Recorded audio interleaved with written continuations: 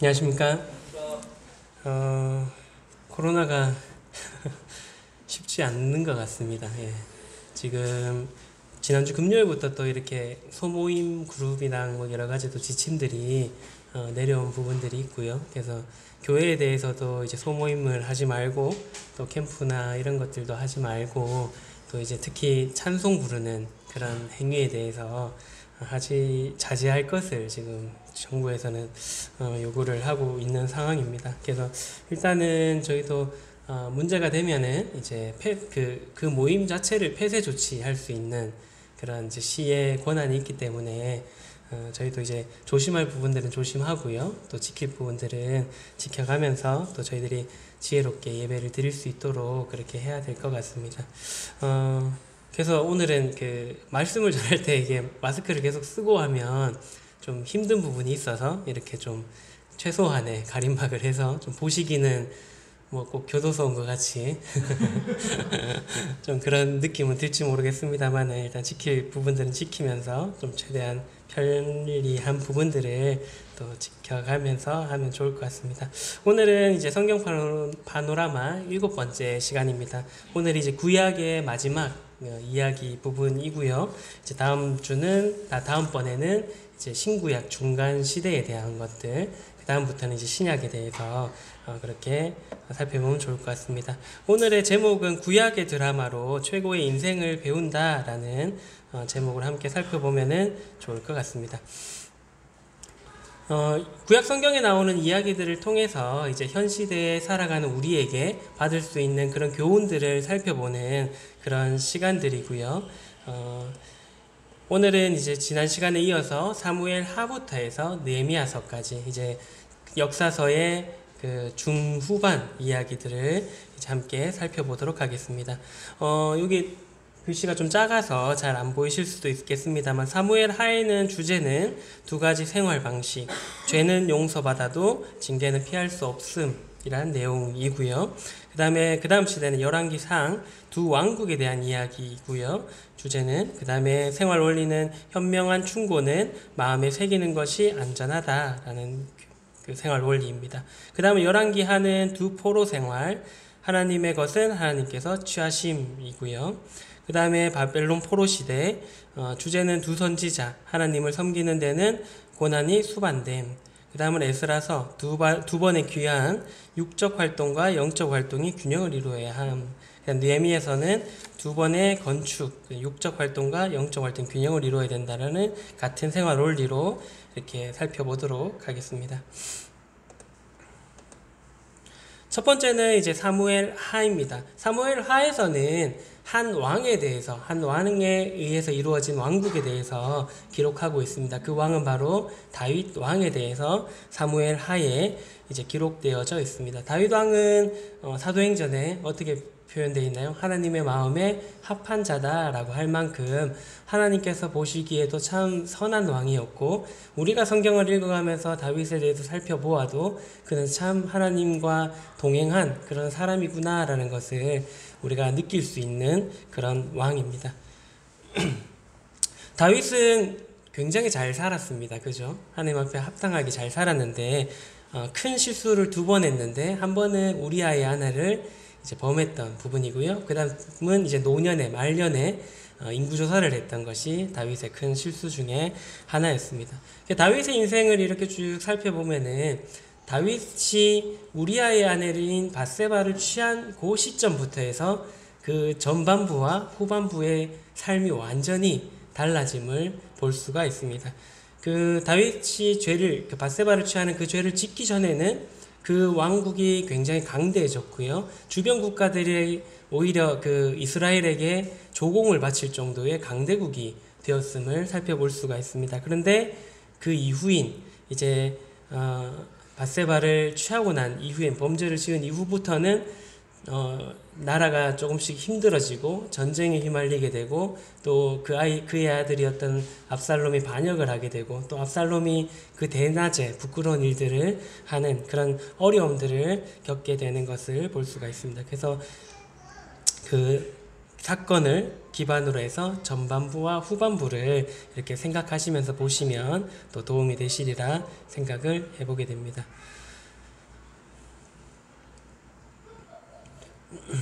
그래서 이제 다윗의 그 한 번의 실수로 인해서 다윗의 인생은 이제 기쁨의 삶, 아주 하나님과 가까웠던 그 삶에서 이제 고통의 삶, 통한의 삶으로 이제 바뀌게 되는 것을 우리가 볼 수가 있습니다. 여기 이제 나오는 도표에도 보시면은 1장에서 11장까지 밧세바와의 동침 이전에는 환희와 승리와 승리자의 다윗의 모습들이 많이 나오고요. 그 다음 11장, 12장에는 이제 밧세바와의 그런 범죄의 사건들이 이렇게 기록되어져 있고, 그 이후에 13장에서 24장까지는 쫓기고 전쟁당하고 뭐 여러 가지 그런 어려운 삶들을 이제 기록되어져 있음을 보게 됩니다. 다윗이 이제 처음에 그 죄를 지었을 때에 어떻게 보면 충동적이었다라고 볼 수 있습니다. 성경의 흐름으로 봤을 때 이제 좀 어느 정도 왕국이 자리가 잡혔기 때문에 굳이 왕이 전쟁에 참전할 필요가 없었고요.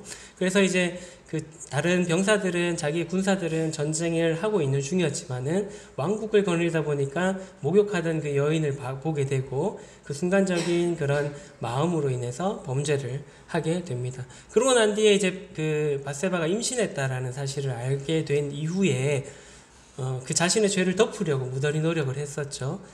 우리아를 불렀고, 그래서 자신의 집에 가서 쉬도록, 그래서 잠자리를 갖도록 하려고 했는데 우리아는 굉장히 충성된 충신이었습니다. 그래서 전쟁 중에 제가 어떻게 병사들을 놔두고 집에 가서 쉴 수 있겠습니까? 라고 하면서 그걸 거부하고 그냥 그 밖에서 병사들과 같이 자고 다시 전쟁터로 나가게 됐죠. 그래서 이제 그 사실들을 숨기기 위해서 최전방으로 보내서 우리아를 죽도록 만들었던 게 다윗의 그런 범죄를 덮으려고 했던 모습이었습니다.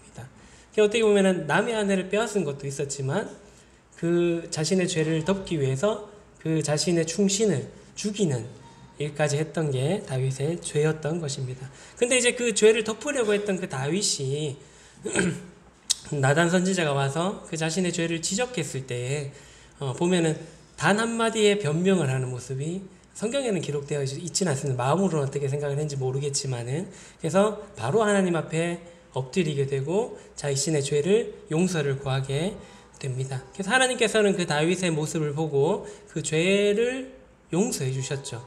근데 대신에 밧세바와 다윗을 통해서 생겼던 그 아이는 죽게 될 거다라고 이제 말하게 되는 것을 볼 수가 있습니다. 그래서 이제 다윗은 그 아이가 죽기 전까지는 그 아이를 살려달라고 이제 간구하는 모습도 이제 성경에 기록되어져 있는 것을 볼 수가 있습니다.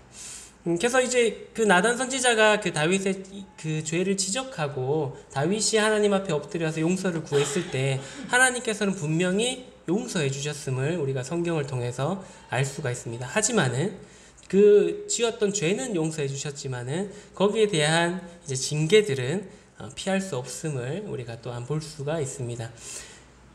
그 아이가 밧세바와 다윗에게 생겼던 첫 번째 아이는 죽게 되었고요. 그리고 이제 그 다윗의 집에 전쟁이 영영이 떠나지 않도록 한다라는 말씀을 하셨는데 그것도 이제 차차차차 이루어지게 되었고요. 그 다음에 다윗은 이제 그 아내를 밤에 몰래 빼앗았지만은 다윗의 아내들, 그 후궁들은 이제 대낮에 욕보이게 될 거다라고 했던 것도 안타깝게도 그 아들을 통해서 이루어지게 되는 것을 볼 수가 있습니다. 그래서 이제 사무엘하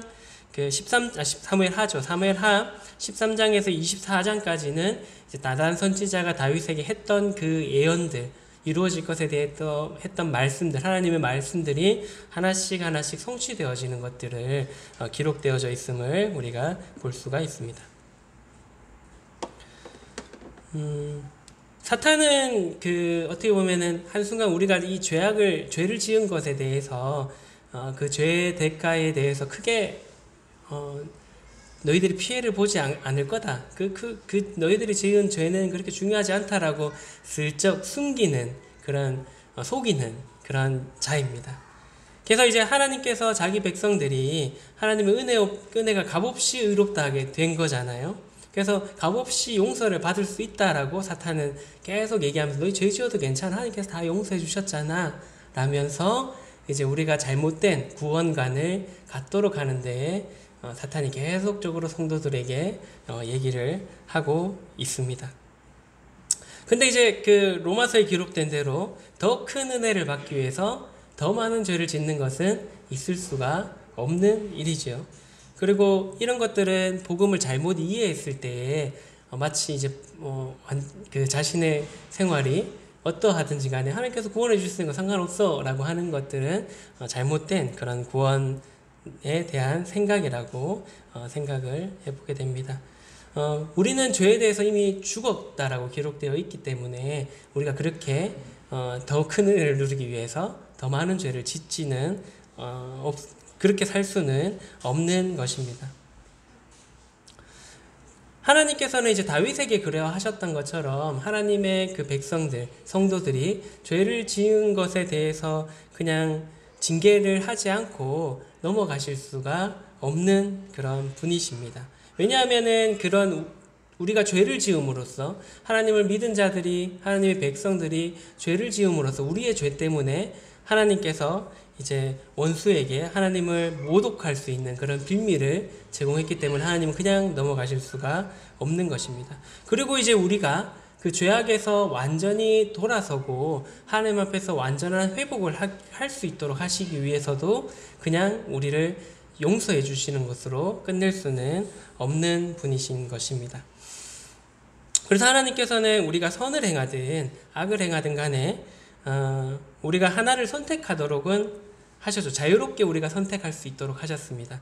선을 행할 수도 있고요. 우리가 악을 행할 수도 있고 무엇을 하든지 하나님께서는 당장에 이렇게 막지 않으시고 아담과 하와에게 하셨던 것처럼 우리가 자유롭게 선택할 수 있도록 그렇게 하셨습니다. 하지만은 그 선택에 따른 책임들, 그 결과에 따른 책임들에 대해서는 각자가 질 수 있도록 그렇게 하셨다는 것을 기억하시면은 좋을 것 같습니다. 우리가 죄를 지을 수는 있습니다. 그리고 죄에 대해서 하나님 앞에 자백하고 용서를 구하면 다윗의 경우와처럼 우리는 하나님께서 우리의 죄를 용서해 주실 것입니다. 근데 이제 우리가 이 지은 죄에 대해서 혹여나 이제 다른 사람에게 어떠한 피해를 줬다면은 그 사람에게도 용서를 구할 필요가 있고요. 그리고 혹여나 뭐 재산적인 아니면 육체적인 그런 손해를 끼쳤다면은 거기에 대해서 갚아야 될 필요가 있는 것입니다. 그런 것들이 진정한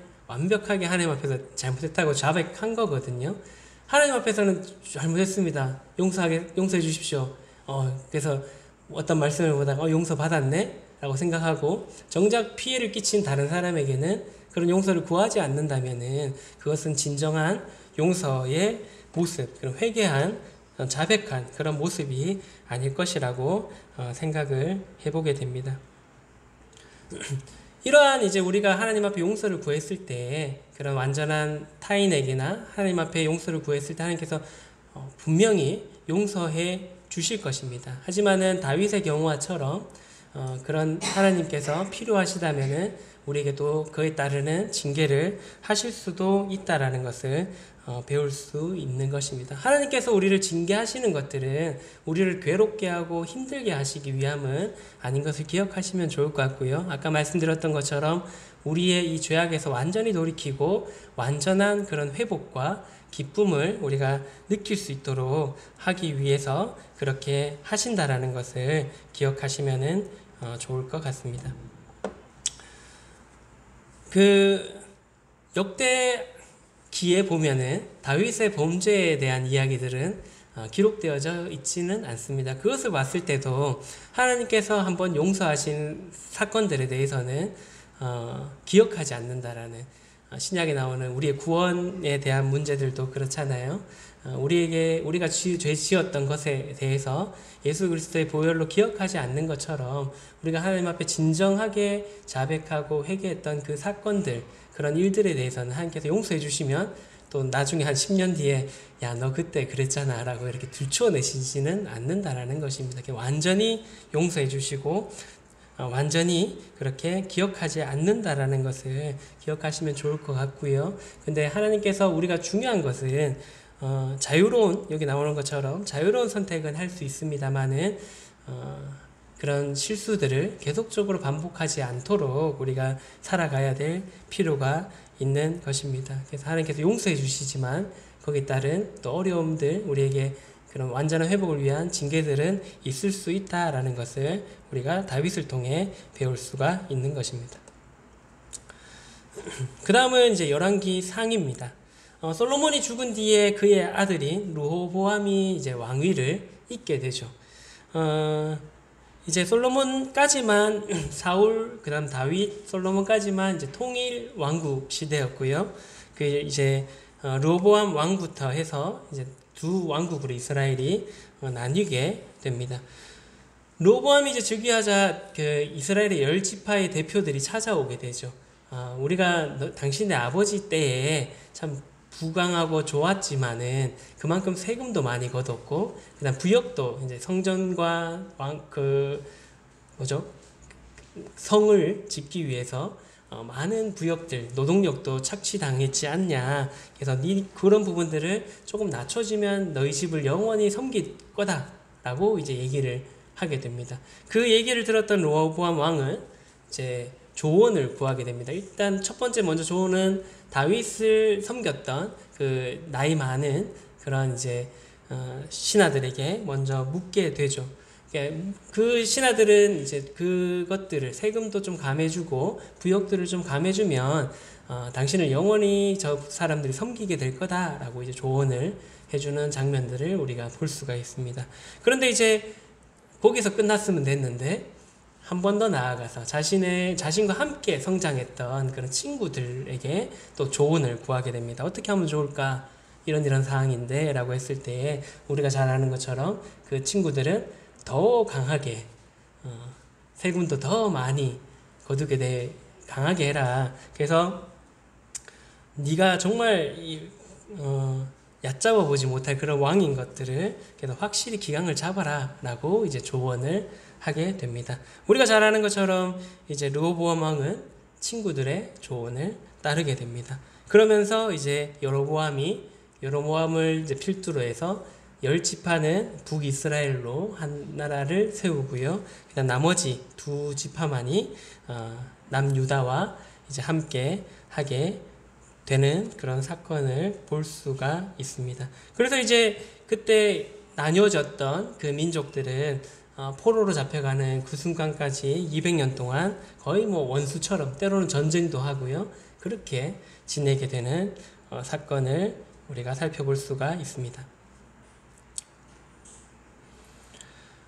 솔로몬은 이제 우리가 잘 아는 잠언이라는 책을 기록을 했습니다. 거기에 이제 솔로몬 그 잠언에 보면 서두에 아들에게 보내는 글이라는 것을 우리가 이제 살펴볼 수가 있는데요. 그 잠언에는 그 현명한 조언자의 가르침을 따를 것을 한 3차례 정도 이제 조언을 하게 되는데요. 조언자가 많으면 안전하다라는 원칙들을 그 아들에게 강조했음을 볼 수가 있습니다. 아마도 거기에 나오는 아들은 솔로몬이 손자 증손까지 생각하지는 않았을 거기 때문에 다음 왕이 될 그 자신의 르호보암 왕을 향한 그런 잠언이었다라고 한번 생각해 볼 수가 있을 것 같습니다. 여기서 말했던 이제 솔로몬의 조언자가 많으면 안전하다라는 것은 그냥 단지 사람만 많으면 안전하다는 것이 아니라 그런 현명한 조언자가 많으면 이제 안전할 수 있다라는 것을 말했던 것이라고 생각해 보게 됩니다.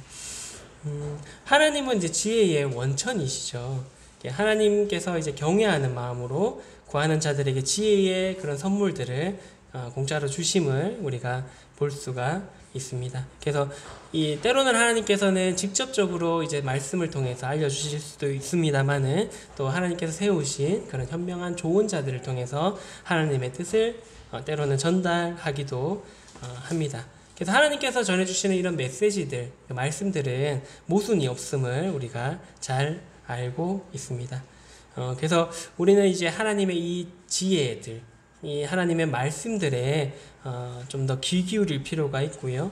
이러한 것들에 대해서 이제 정확하게 전달해 줄 수 있는, 조언해 줄 수 있는 그런 현명한 조언자들이 우리 옆에 많이 있을 필요가 있는 것입니다.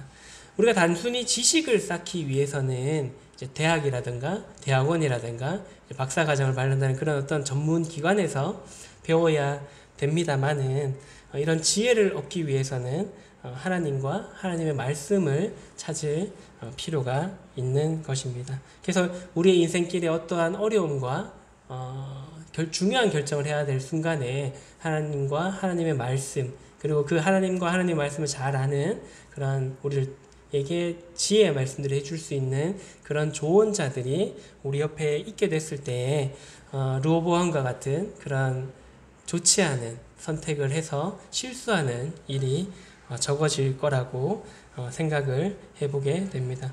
이런 현명한 충고들, 또 정확한 하나님의 말씀에 근거한 충고들을 해줄 수 있는 사람들이 주변에 많이 있다면 그것은 또한 복된 일이라고 생각을 하게 되고요. 근데 제일 중요한 것은 좋은 충고를 해줄 사람은 옆에 많은데 내가 그 좋은 충고들, 현명한 충고들을 받아들일 수 있는 마음이 없으면은 그 또한 슬픈 일이라고 생각을 해보게 됩니다. 그래서 이 사람이 나와의 관계가 어떻든 또 혹 이 사람이 평소에 어땠든 그런 부분들 중요할 수는 있습니다만은 하나님의 말씀에 근거해서 이 사람의 말에 틀림이 없다면은 그 말씀을 내 마음에 합하지 않더라도 받아들일 수 있는 그런 마음 또한 우리에게 중요하다라고 생각을 해보게 됩니다. 그래서 현명한 충고는 마음에 새기는 것이 안전하다는 것을 기억하시면 좋을 것 같습니다. 그 다음은 이제 열왕기 하입니다. 세상에 악이 이제 가득하게 될 때 우리는 때로는 이런 생각을 하게 되죠. 하나님께서는 왜 세상을 심판하지 않으실까? 저 악한 사람을 왜 그냥 두시는 걸까?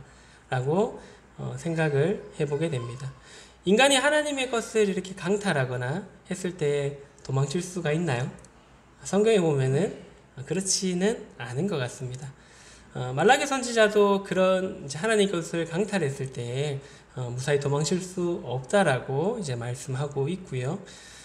인간의 그 악함과 죽음 이후에도 심판을 받게 되죠. 우리가 잘못 산 것에 대해서 하나님 앞에 계산하게 될 겁니다만은 지금 이 순간에도 보응을 받게 될 건가? 이 부분에 대해서 학개 선지자는 그렇다라고 이제 말씀을 하고 있습니다. 인간이 하나님께 돌려야 될 것들을 자발적으로 드리지 않았을 때 하나님께서는 그것들을 거두어 가시는 것을 이 열왕기 하에서 가르쳐 주고 있습니다. 근데 이제 하나님께서는 그런 강요가 아니라 이제 매우 강력한 공고를 통해서 그렇게 하도록 이제 순종하도록 그렇게 말씀하고 있는 것입니다. 요나의 경우를 보면 그런데요. 요나가 자유롭게 선택할 수 있었고 결국에 이제 잘못된 하나님의 뜻과 다른 길을 갔을 때 물론 조금 강제적인 것처럼 보입니다만은 이제 물고기 뱃속에 갇혀서 그 시간들을 보내면서 철저하게 아마 회개했을 거라고 생각을 해보게 됩니다. 물론 그 이후에도 요나는 똑같은 선택을 할 수도 있었고 하나님의 뜻 가운데 행할 수도 있었습니다만은 그 안에서 이제 그런 순간을 통해서 이제 하나님 앞에 다시금 하나님을 선택할 수 있도록 하나님께서는 그렇게 하신다라는 것을 우리가 요나를 통해서 볼 수가 있습니다. 이제 열왕기 하에는 이스라엘과 유다 두 왕국이 그 왕국들의 백성들이 이제 아수르와 바벨론에 이제 포로로 가게 되는 그런 이야기들이 기록되어져 있습니다. 여로보암이 이제 반역을 해서 통일왕국에서 분열을 했죠. 그 이후에 북이스라엘은 18명의 왕들이 있었는데요. 하나같이 여로보암의 길을 갔습니다. 하나님을 멀리 떠났고 하나님과 상관없는 삶을 갔었습니다. 여로보암이 이제 첫 번째 했던 것이 뭐냐면 하나님의 제단은 그 남유다 쪽에 있잖아요.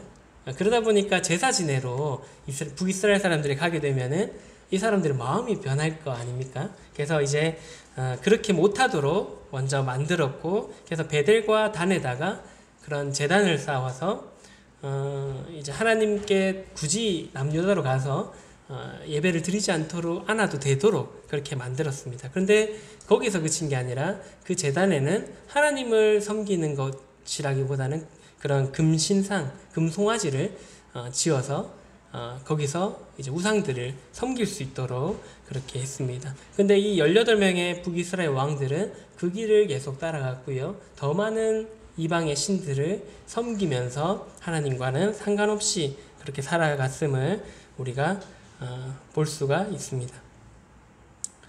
북이스라엘 백성들이 마땅히 하나님께 돌려야 될 것들을 탈취했을 때 하나님께서는 그것들을 이제 어떻게 거두어 가셨는지에 대해서 열왕기와 역대기를 통해서 우리가 살펴볼 수가 있는 것입니다.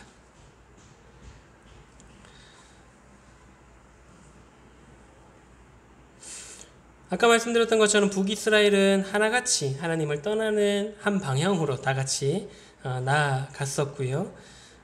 그들을 이제 다스렸던 19명의 왕들에게 이제 공통점이 있는데 하나님 보시기에 모두 악한 왕이었다라는 것입니다. 그래서 이제 그에 따른 결과가 부자 간의 왕위의 계승을 잊지 못한 경우도 9차례나 있었고요. 그 다음에 왕위, 그러니까 왕의 자리가 공석으로 있었던 자리도, 그 시간도 2차례 한 20년 정도 있었던 것을 볼 수가 있습니다. 19명의 왕 중에서 7명만 제명을 살고 자연사 했고요. 한 명은 하나님께서 치셨고, 2명은 전투에서 전사했고, 또 다른 한 명은 자살했고, 또 한 명은 2층에서 떨어져서 죽었음을 볼 수가 있고요. 그래서 6명은 살해당하고, 한 명은 마지막에 포로로 잡혀가서 가게 되는 것을 볼 수가 있습니다. 그리고 19명 중에 10명은 큰 전쟁에 연루되기도 했습니다. 결국에는 이제 하나님을 배신했던 그 북이스라엘은 아수르에 의해서 이제 패망하게 되는 것을 볼 수가 있습니다. 아수르는 이제 니느웨에 본거지를 둔 고대 근동 중에 사는 그런 민족들 중에서도 잔인한 그런 민족들이었습니다. 그래서 이스라엘 백성들은 동포가 말뚝에 묶이거나 또 산채로 이런 살갗도 벗기는 그런 것들을 직접 목격하면서 아수르를 두려워하게 되었고요. 이제 그들의 명령에 복종할 수밖에 없는 그런 상황에 놓이게 된 것입니다. 그래서 북이스라엘이 하나님을 떠나서 살았던 그 결과들은 이렇게 처참한 것을 우리가 볼 수가 있습니다. 왕국이 이제 분열하고 난 뒤에 남유다는 그 다윗의 계보를 따라서 20명들의 왕이 통치하게 되었고요. 북이스라엘에 비하면은 그래도 조금 더 안정된 그런 세월들을 보냈습니다. 근데 그들 중에서도 8명만이 하나님께 선하다는 평가를 받게 되었고, 나머지 왕들은 북이스라엘의 왕들과 다를 바 없이 하나님과 멀리 떨어져 산 그런 삶들을 살게 되었던 것입니다. 그래서 결국에 이제 남유다도 바벨론의 공격으로 인해서 이제 백성들이 포로로 잡혀가게 되는 그런 결과들을 낳게 되었습니다. 하나님께서는 이러한 과정들 속에서 그 이스라엘 민족들에게 남유다도 마찬가지고요, 북이스라엘도 마찬가지고 끊임없이 그리고 충분히 이렇게 될 거다라는 것들을 경고하셨습니다. 그것을 알 수 있는 것들이 이 기간에 있었던 선지자들이 대략 한 30명에 달할 만큼의 많은 선지자들이 그 시대에 활동을 했기 때문에 충분히 그 선지자들을 통해서 하나님께서는 그 민족들에게 경고를 하셨음을 볼 수가 있습니다. 여기에서 이제 우리가 그 재미있는 것을 찾아볼 수 있는 것들은 왜 하필 70년이었을까라는 부분입니다. 그 멸망당할 것을 말씀하셨지만은 결국에는 이제 그 포로에서 회복될 것을 얘기를 하셨고, 그 기간이 70년이 될 것에 대해서 이제 끊임없이 선지자들을 통해서 이제 말씀하는 것을 볼 수가 있습니다. 그 답은 이제 역대하 36장에 나오기는 하는데요. 이제 이스라엘 땅에 그 황무해져서 70년 동안 그 안식을 땅이 누릴 수 있도록 한다라는 말씀을 하고 있습니다. 하나님께서 이제 백성들에게 그 약속의 땅에 들어가게 하시고 약 한 820년 동안 그 땅에 살도록 하셨죠. 근데 원래는 처음에 이렇게 율법을 주실 때에 안식에 대해서 이제 가르치시는 것을 볼 수가 있습니다. 그 안식을 지키지 않았던 기간을 계산하셔서 70년이라는 기간을 말씀을 정해 놓으셨다라는 것입니다.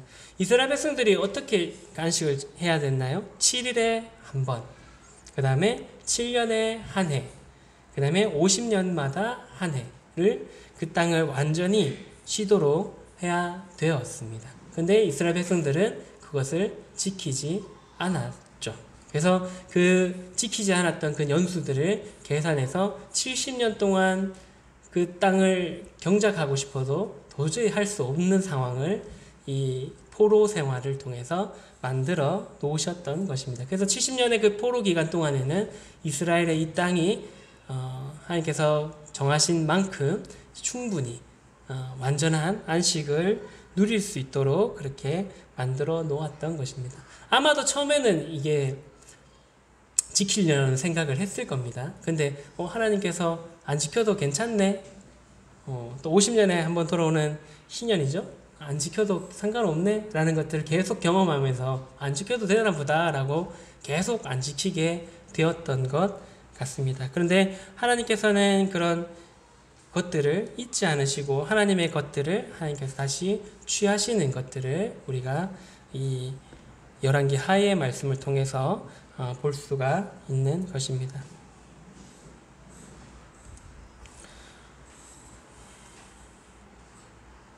그 다음은 이제 바벨론 포로의 시대입니다. 사탄은 우리를 계속 이제 정죄하죠. 네가 죄를 졌기 때문에 이런 거야라고 이제 끊임없이 네 죄 때문에 그런 거다라고 이제 믿게 만들고 하나님에 대해서 오해하도록 만드는 것이 사탄의 지금 하고 있는 그런 일입니다. 물론 이제 근본적으로는 아담의 죄 때문에 우리가 이렇게 고생하며 살고 어렵게 살고 이 땅에 저주받아서 어렵게 사는 것은 맞습니다만은 우리의 모든 고난이 우리의 각자의 죄 때문에 일어나는 것은 아니다라는 것을 우리가 알 수가 있습니다. 제일 잘할 수 있는 사람이 욥입니다. 욥은 하나님 앞에 순전한 삶을 살았고 하나님이 사탄에게 자랑할 만큼 멋지게 살았던 사람입니다만은 이제 하나님께서 허락하셔서 그런 고통들이 있을 수 있도록 그렇게 하신 것입니다. 하나님께서는 이제 바벨론 포로 기간 동안에 자기 백성들을 포로로 잡혀가긴 하셨지만은 계속적으로 격려하셨습니다. 회복될 것을 말씀하시고 다시금 돌아올 것을 말씀하시고 이 왕국이 이스라엘의 왕국이 그냥 끝나지 않은 것을 계속적으로 말씀하시면서 이렇게 격려하신 모습들을 볼 수가 있습니다. 이 70년의 바벨론 포로 기간에 활동했던 선지자가 3명이 있는데요. 여기 나오는 것처럼 에레미야와 에스겔과 다니엘입니다. 에레미야는 우리가 잘 아는 것처럼 예루살렘이 파괴되는 것을 직접 목격하고 또 소수남은 백성들을 위해서 사역하다가 애굽으로 함께 피난 갔던 그런 선지자고요. 그 다음에 이제 그 바벨론 포로 시대에 그 바벨론에 살면서 높은 고위 간직에 올라가기까지 하나님의 앞에 자신의 뜻을 정해서 친구들과 함께 이렇게 백성들을 돌보았던 다니엘 선지자도 있습니다. 그리고 이제 다니엘보다 조금 더 뒤에 몇 년 뒤에 포로로 잡혀갔지만은 유대인의 그런 일반 서민들과 함께 이제 그발강에 함께 앉았던 그런 에스겔 선지자도 있음을 볼 수가 있습니다. 이러한 이제 선지자들은 하나님 앞에 하나님과 함께 그렇게 또 백성들을 위해서 살려고 했지만은 오히려 백성들에게 버림받기도 하고 또 고난을 당했음을 볼 수가 있습니다. 이러한 장면을 통해서 사도 바울이 그런 말씀을 했죠. 이제 로마서 8장 17절에 그리스도와 함께 영광을 받기 위해 고난도 함께 받아야 한다라고 이제 사도 바울이 이제 말씀을 했습니다. 우리는 성경을 통해서 어떤 고난의 이유는 하나님의 영광인 것을 이제 우리가 살펴볼 수가 있습니다. 나사로의 일도 그랬고요. 그 다음에 눈 떴던 그 소경의 일 또한 하나님의 영광을 위해서 그 제자들이 묻잖아요. 그 소경에 대해서 이 사람이 왜 맹인이 되었습니까? 소경이 되었습니까? 저 사람의 죄 때문입니까? 부모의 죄 때문입니까? 라고 물었을 때 예수님께서는 아니다, 하나님의 영광을 위한 거다 라고 그렇게 말씀하는 것을 볼 수가 있습니다. 그래서 우리에게 오는 고난들이 물론 우리의 죄 때문일 경우도 앞에 보았던 것처럼 그런 징계들이 우리의 회복을 위한 죄 때문일 수도 있습니다만은 오히려 우리의 하나님의 영광을 위해서 때로는 우리에게 고난이 허락될 수도 있다라는 것을 기억하실 필요가 있을 것 같습니다. 우리가 다 이해할 수도 없고 우리에게 주어지는 이런 일들을 다 알 수는 없지만은 주권자 되신 하나님을 신뢰하고 또 따라갈 때에 그런 고난들이 우리에게 나중에 기쁨이 되고 또 하나님께 영광이 되는 그런 일들이 될 수 있다는 것을 기억하시면 좋을 것 같습니다. 마지막으로는 이제 에스라와 느헤미야서입니다. 여기서 발견할 수 있는 생활 원리는 육적 활동과 영적 활동이 균형을 이루어야 된다라는 그런 이야기입니다. 하나님께서 이제 하나님의 땅이 70년 동안 충분히 쉴 수 있도록 그렇게 허락하신 뒤에 3차에 걸쳐서 자신의 백성들을 다시금 귀환시키는 일들이 에스라서와 느헤미야서에 기록되어져 있습니다. 유대민족의 첫 번째 귀환을 이끌었던 사람은 누군가요? 스룹바벨이 이제 첫 번째 귀환을 이끌고 이제 그 민족들을 이끌고 귀환하게 됩니다. 그래서 스룹바벨이 성전을 다시금 재건하게 되죠. 그러고 난 뒤에 28년 후에 2차로 에스라가 자신의 백성들을 더 데리고 다시 귀환하는 일들이 있게 됩니다. 에스라가 했던 일들은 귀환해서 그 귀환한 백성들이 다시금 영적으로 회복할 수 있도록 그런 영적인 것들에 이제 소생시켜주는 일들을 에스라가 했습니다. 에스라가 돌아오고 난 뒤에 14년 뒤에 느헤미야가 세 번째로 백성들을 이끌고 귀환하게 되는데 이 느헤미야는 이제 예루살렘에 무너졌던 성벽들을 재건하는 그런 일들을 하게 됩니다. 느헤미야의 시대에도 에스라가 어떤 역할을 했나요? 성벽을 재건하고 난 뒤에 다시금 이스라엘 백성들을 모아서 영적으로 다시금 회복하고 각성시키는 일들을 에스라가 동일하게 하는 것을 보게 됩니다. 에스라서에 보면은 여기 나오는 것처럼요, 1장에서 6장까지 이제 육신적인 일, 그러한 성전을 재건하는 일들을 스룹바벨을 통해서 하는 것을 볼 수 있고요. 7장에서 10장까지는 에스라를 통해서 그런 영적인 부흥을 일으키는 일들을 했음을 볼 수가 있습니다. 그리고 이제 느헤미야서는 1장에서 6장에 동일하게 성벽을 재건하는 그런 육적인 일들을 먼저 했고요. 그 다음 7장에서 13장까지 영적으로 또 회복하는, 또 부흥하는 그런 일들을 에스라를 통해서 한 것을 볼 수가 있습니다.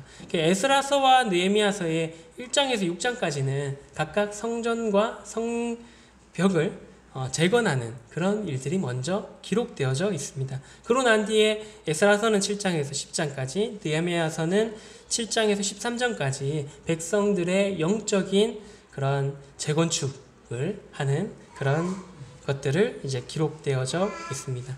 그래서 우리는 이 그 책을 통해서 영적인 일과 육적인 일들이 균형을 이루어야 될 필요가 있다라는 것을 배울 수가 있습니다. 우리는 때로는 영적인 일에 너무 치중할 때도 있고 때로는 육적인 일에만 너무 치중할 때도 있게 됩니다. 그런데 이 일들이 어느 하나가 더 중요한 것이 아니라 이게 조화롭게 또 균형 있게 되었을 때에 하나님의 일들이 더 잘 될 수 있다라는 것을 우리가 이 에스라서와 느헤미야서를 통해서 볼 수가 있습니다. 성경을 묵상하고 연구하는 일, 물론 중요한 일입니다만은 또한 성도를 돌아보고 이 교회를, 건물들을, 실질적인 시설들을 돌아보는 일 또한 중요한 일인 것입니다. 그래서 어느 한쪽에 너무 비중을 두기보다는 둘 다 균형 있게 하는 것들이 중요하다는 것을 이 책들을 통해서 배울 수가 있는 것입니다. 근데 우리는 이러한 일들을 균형 있게 해내지 못할 때가 참 많이 있습니다. 그래서 이러한 일들이 좀 한쪽으로 치우치게 되면서 또 성도들의 마음을 상하게 하는 그런 일들 또한 있습니다. 그 사탄은 우리의 이런 상황들과 또 현실들에서 분주하게 만듭니다. 지금은 어떻게 보면 사탄이 쓰는 제일 큰 방법은 대학생들에게는 중고등학생들에게는 대학을 가기 위해서 바쁘게 만들죠. 학원도 가야 되고 공부도 해야 되고 인터넷 강의도 봐야 되고 뭐 그렇게 바쁘게 만듭니다. 그래서 교회 갈 시간은 없도록 만들고요. 대학에 가면 그게 끝이 나나요?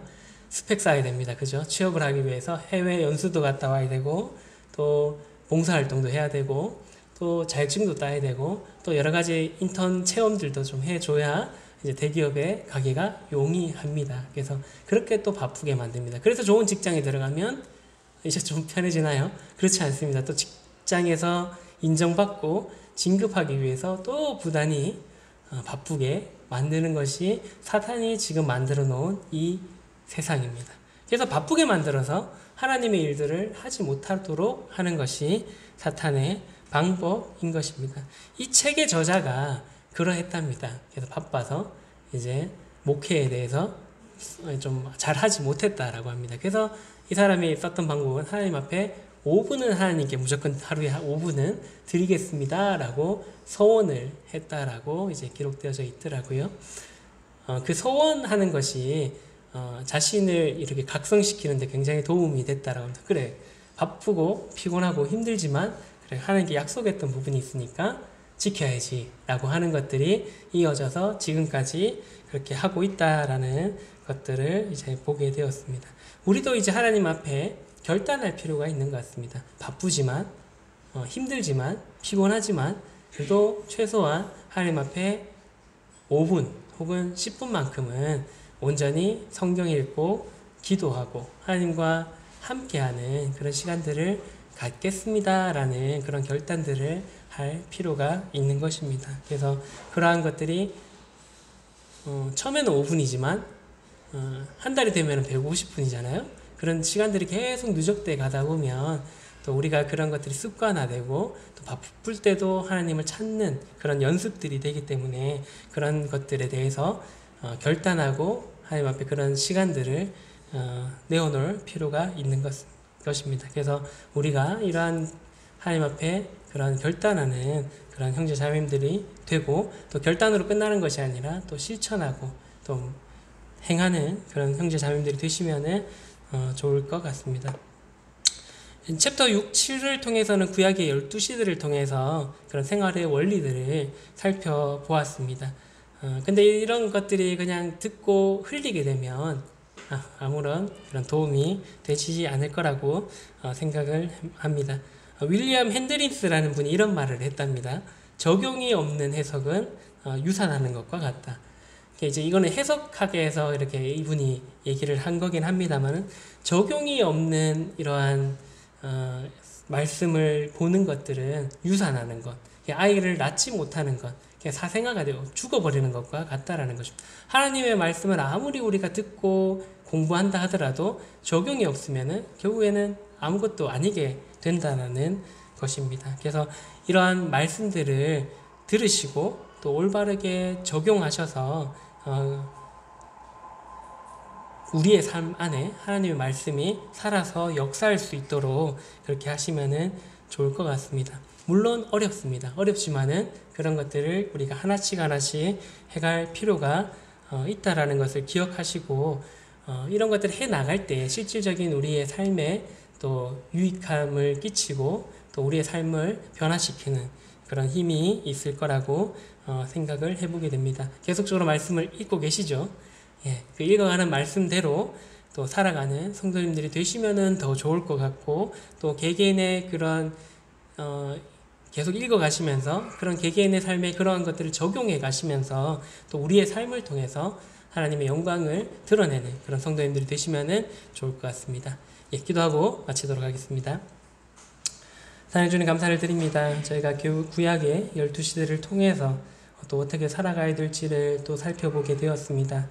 이렇게 살펴본 것들이 우리의 삶 중에 그냥 흘러가는 이야기로 끝이 나지 않게 해주시고 우리의 삶에 깊이 그것들이 관여해서 또 적용하며 살아갈 수 있는 모든 성도님들 될 수 있도록 인도하여 주시기를 간절히 원합니다. 그래서 우리의 삶을 통해서 하나님이 나타나고 하나님의 사랑이 나타나고 또 하나님께 영광이 되는 그런 삶을 우리가 능히 살아갈 수 있는 모든 대명동교회 성도님 될 수 있도록 인도하여 주시기를 간절히 원합니다. 참 바쁘고 어려운 이런 생활을 살아가고 있는 저희 성도들을 지켜주시고 또 여러 가지 질병과 전염병 속에서 하나님을 나타내고 또 하나님 안에서 기쁨으로 살아갈 수 있는 모든 성도님들 될 수 있도록 또한 일주일의 삶 또한 지켜주시기를 간절히 원합니다. 이 위에 모든 것들 지켜주시기를 바라옵고 또 저희들이 살아가는 모든 순간들 함께 해주시기를 바라옵고 감사를 드리며 예수님 이름으로 기도드렸습니다. 아멘.